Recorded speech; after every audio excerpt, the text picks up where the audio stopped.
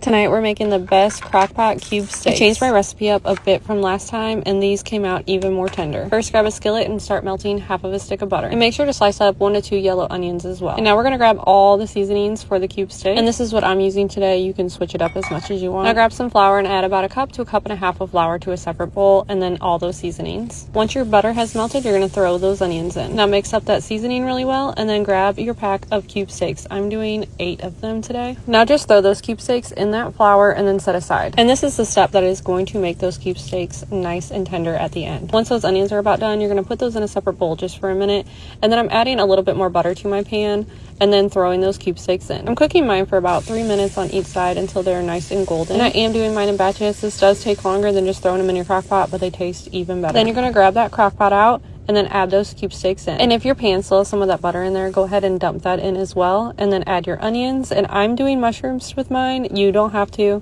And then I'm doing 1.5 cups of beef broth. I'm doing unsalted beef broth, and then 2 cans of cream of mushroom. And you could also switch out for cream of celery or cream of chicken, whatever. And then a packet of au jus mix, and you're going to cook that for 5 hours on high. And for my simple mashed potatoes, we're just taking some store-bought mashed potatoes and then adding 1/2 block of softened cream cheese, about 1/2 cup of sour cream, some pepper, and some garlic powder. Just mix that up really well until everything is nice and incorporated, and then grab a small baking dish and then butter it really well, and then add some grated Parmesan cheese, and then add your mashed potatoes in there, smooth it out, top with more Parmesan cheese, and then some sliced butter on the top. Bake those mashed potatoes at 350 for about 30 minutes or until golden at the top. And if you want to, you can cook that cube steak on low too. It'll take about 8 to 9 hours, I think. We are putting those cube steaks on our mashed potatoes and then smothering it in some gravy. These were absolutely amazing.